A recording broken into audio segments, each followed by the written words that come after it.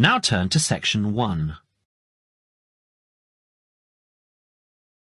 Section 1. You will hear a conversation about a language course. First, you have some time to look at questions 1 to 5.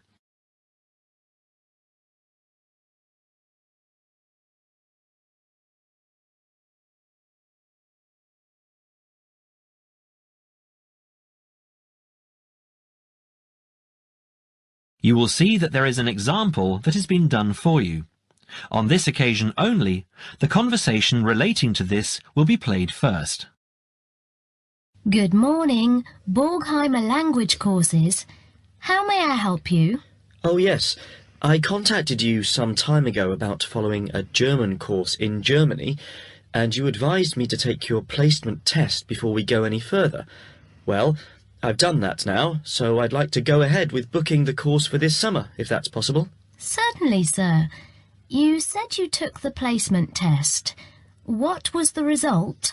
I was placed at the O3 level. O3. Right. That's lower intermediate. Fine, Mr. The answer is Level 3 or lower intermediate, so the course level has been filled in for you. Now we shall begin. You should answer the questions as you listen, because you will not hear the recording a second time. Listen carefully and answer questions 1 to 5. Petterson. John Petterson. Could you spell that for me, please, Mr. Petterson? P-E-T-T-E-R-S-S-O-N.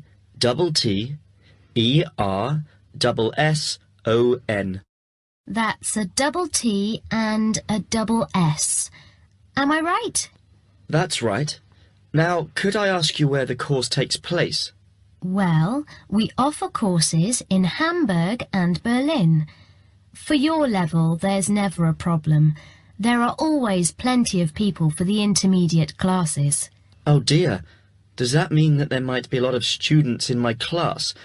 I wouldn't be very happy about that. No, don't worry, Mr. Petterson. The maximum class size is 12, but I've never known there to be more than 9 or 10 in a class. It could even be 5 or 6.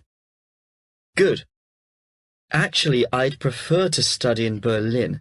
And how long is the course? 3 weeks, 5 hours a day. 2 hours only on Saturday. Sundays free. I see. And what about accommodation? There you have a choice, Mr. Petterson.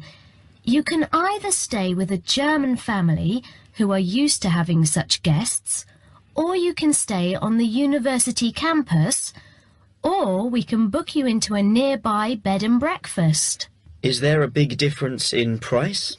Not really. Staying with the family works out the cheapest, and the bed and breakfast is a bit more money. Staying on the university campus comes somewhere between the two price-wise, but Berlin is not too expensive anyway. Which do you recommend? Well, if you want to practice your German and be part of a German family, I would recommend staying with a family. Our families are all hand-picked, and we've never had any sort of complaint. Yes, I'll probably do that then. What are the dates of the course? The first summer course starts on the 1st of June in Hamburg and a week later in Berlin, which is what would concern you as you have chosen the Berlin course. That's the 8th of June.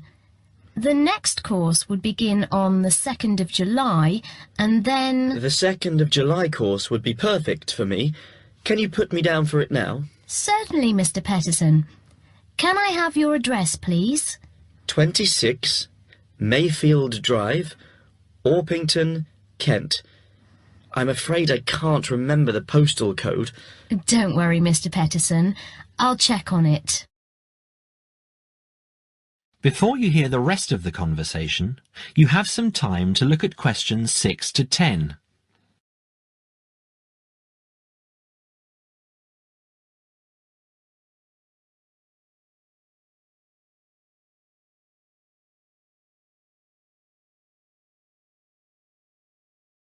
Now listen and answer questions 6 to 10. There are a couple of other things I'd like to ask. Certainly. What do I need to bring on the course? Well, apart from the obvious, you'll need our textbooks. I'll email you the name and publisher. You should be able to find it in your local bookstore. If you do have problems, call me or email me and I'll see what I can do. We provide the computers, computer disks, translation exercises and all that sort of thing, but you will need a good dictionary. We recommend Langenscheidt, which is more than adequate for your level. You don't have to go and spend a lot of money on an expensive dictionary. Not yet, anyway. Maybe you will when your German reaches a very high standard. That would be very nice. Now, finally, what about the cost of the course? And how do I pay? Would you like to pay that in pounds or in euros? Euros would be fine. In that case, it's 550 euros. You can pay by credit card if you like. Oh dear, I'm afraid I haven't got a credit card. How else can I pay? That's not a problem, Mr. Peterson. You can pay by bank transfer. Fine. By the way, I forgot to mention I am a full-time student. Have you got a student card? Oh, yes. Then that does make a difference, you'll be pleased to hear. You are entitled to 35% off the full price. And if you can persuade a few people to join you, it would work out even cheaper. How do you mean exactly? Well, for every 5 people you find, 1 goes free. In other words, if there are 6 of you, you get 1 free course. Of course, in reality, you would divide up the savings amongst you, presumably. Right. Well, I'll see what I can do. Thank you. Not at all, Mr. Peterson, and I'm sure you'll enjoy the course. There are, of course, sightseeing possibilities. Would you like me to send you our brochure describing them? Yes, thank you. I'd appreciate that. Anyway, thanks for your help. If I want to call back, who do I ask for? Susanna. I'm here most of the time. That is the end of section 1. You now have half a minute to check your answers.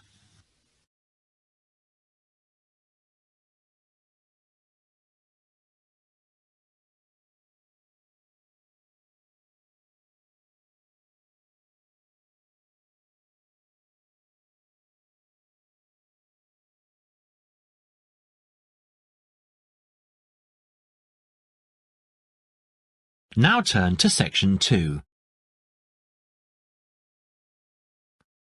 Section 2. You will now hear a radio talk on agricultural regulations. First, you have some time to look at questions 11 to 15.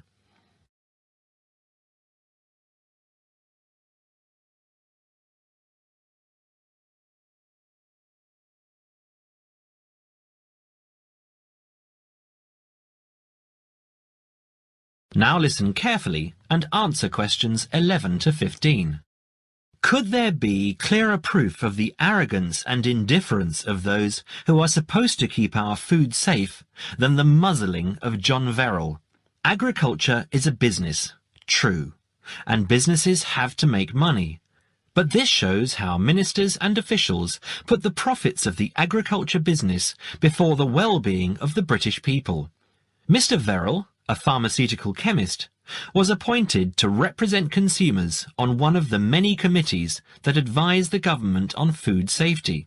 When he tried to do his job, though, and wanted to warn ministers of a danger to children's health, he was refused permission to do so.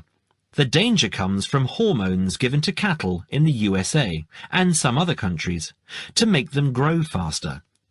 They speed up the animal's development to maturity, thus making meat production more profitable. There have, however, long been fears that the hormones have horrendous effects on the people who eat them, causing diseases as serious as cancer. Once these hormones were used on British cattle too, but over 20 years ago they were banned in Europe for being too dangerous. Indeed, so concerned is the European Union that it banned imports of hormone-fed beef years ago, much to the fury of the US government, which wants to sell it all over the world. Several years ago, the USA and Canada asked the World Trade Organization to declare the ban illegal and to punish Europe for failing to lift it.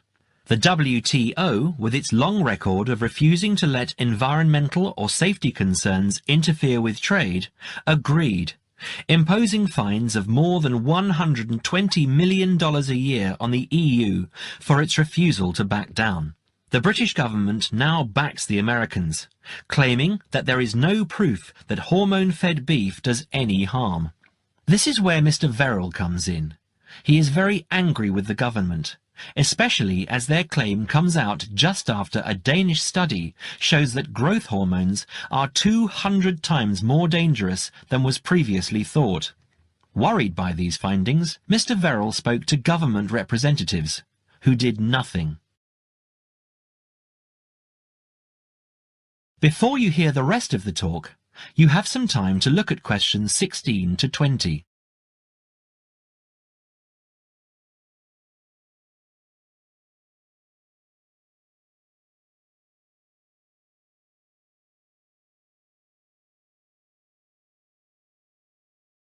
Now listen and answer questions 16 to 20. Not only that, but they have not been testing beef which is imported, which, by law, they are required to do.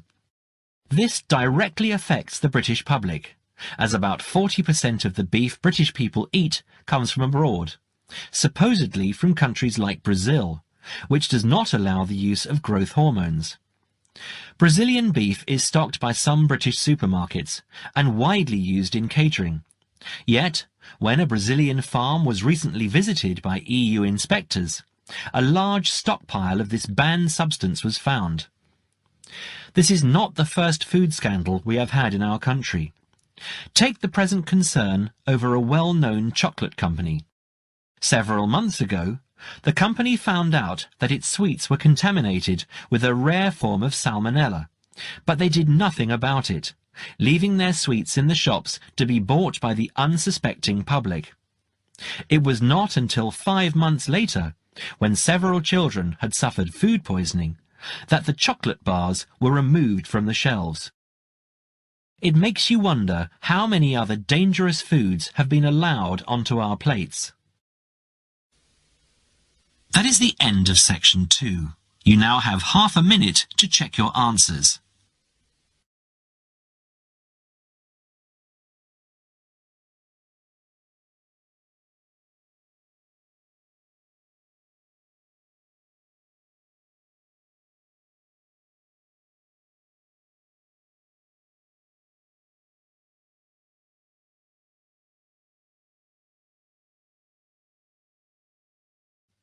Now turn to section 3. Section 3. You will hear a conversation between a tutor and 2 students, Amanda and Jake. First, you have some time to look at questions 21 to 25.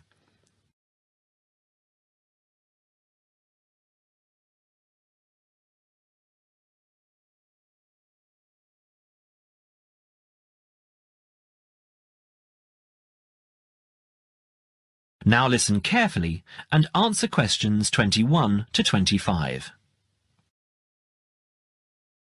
So, Jake and Amanda, how did the project go? Very well, I think, Dr. Hinton. I certainly learned a lot and enjoyed myself at the same time. Me too. So, remind me, what was your project about? Basically, what makes successful people? Let's call them top achievers successful. Yes. How are they different from us? What do they do that other less successful people don't do?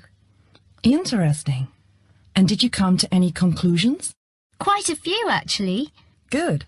Share some with me then. Well, I'd always thought that a top achiever would be the sort of person who would bring work home every night and slave over it. But it appears not. Those types tend to peak early and then go into decline. They become addicted to work itself, with much less concern for results. We found that high achievers were certainly ready to work hard, but within strict limits. They knew how to relax, could leave their work at the office, prized close friends and family life, and spent a healthy amount of time with their children and friends. There's a lesson for us all there. Anyway, go on. It's also very important to choose a career which you enjoy, not just one that pays well or which assures you of a pension many years down the line. Surely that's important though, Amanda. Yes, I agree, but being happy in your work is far more important than anything else. Top achievers spend over 2/3 of their working hours on doing work they truly prefer and only 1/3 on disliked chores. They want internal satisfaction, not just external rewards such as pay rises and promotions. Before you hear the rest of the conversation, you have some time to look at questions 26 to 30.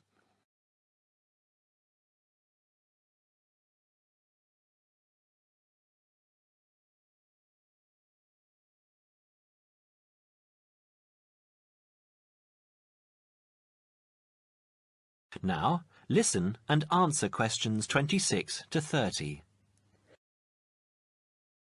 Actually, in the end, they often have both, because they enjoy what they are doing, so their work is better and their rewards higher. Yes, Jake, that certainly makes sense. Now, can I ask you something? Do high achievers, as you call them, take many risks? Yes and no. I interviewed one business executive who told me he was able to take risks because he carefully considered how he could salvage the situation if it all went wrong. He imagined the worst that could happen, and if he could live with that, he went ahead. If not, he didn't take the chance. Other people prefer to stay in what I heard described as the comfort zone setting for security, even if it means settling for mediocrity and boredom too. Would you call top achievers perfectionists? Contrary to what I expected, no, I wouldn't. We came to the conclusion that a lot of ambitious and hard-working people are so obsessed with perfection that they actually turn out very little work. I happen to know a university teacher, a friend of my mother's, who has spent over 10 years preparing a study about a playwright. She is so worried that she has missed something, she still hasn't sent the manuscript to a publisher. Meanwhile, the playwright, who was at the height of his fame when the project began, has faded from public view. The woman's study, even if finally published, will interest few people. So, what has this got to do with top achievers? Well, top achievers are almost always free of the compulsion to be perfect. They don't think of their mistakes as failures. Instead, they learn from them, so they can do better next time. Well, would you call them competitive? High performers focus more on bettering their own previous efforts than on beating competitors. In fact, we, came to the conclusion that worrying too much about competitors' abilities and possible superiority can be self-defeating. Yes, and we found that top achievers tend to be team players rather than loners. They recognise that groups can solve certain complicated problems better than individuals and are eager to let other people do part of the work. Yes, loners, who are often over-concerned about rivals, can't delegate important work or decision-making. Their performance is limited because they must do everything themselves.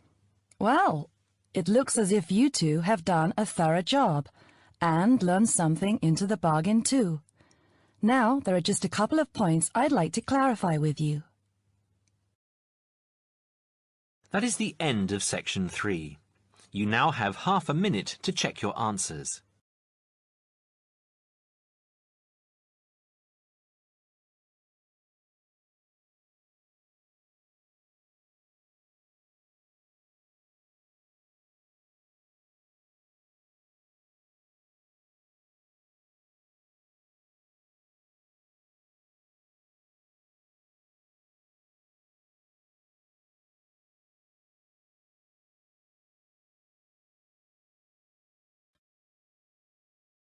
Now turn to Section 4. Section 4. You will hear a talk on seasonal affective disorder. First, you have some time to look at questions 31 to 40.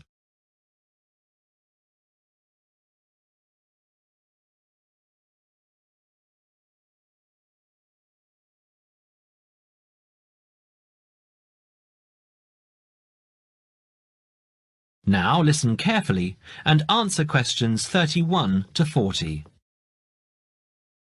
In the past few years, a new condition has been identified and given a name, SAD, short for Seasonal Affective Disorder. This is now recognized as a distinct kind of clinical depression, where people become depressed at the onset of winter, accompanied by a craving for sweet things, causing weight gain. Each spring and summer would then bring on almost maniacal highs and feelings of boundless energy and happiness. Experiments to combat this depression showed that increased exposure to bright light in humans could suppress their production of a darkness-related hormone called melatonin. The light needed to induce this change was about 2,000 lux, or about 4 times brighter than ordinary household lighting. It was then calculated that if bright light could suppress melatonin secretion, then it might have other effects on the brain, including the reversal of symptoms of depression. While melatonin's precise role in SAD has not been pinned down, the theory led to effective treatment. Not surprisingly, SAD affects more people where winter nights are longer and days shorter. In the UK, an estimated 500,000 adults develop full-blown SAD in winter, and twice this number suffer the milder condition called subsyndromal SAD. About 80% of sufferers improve when given light therapy, and improvement usually comes within 2 to 4 days.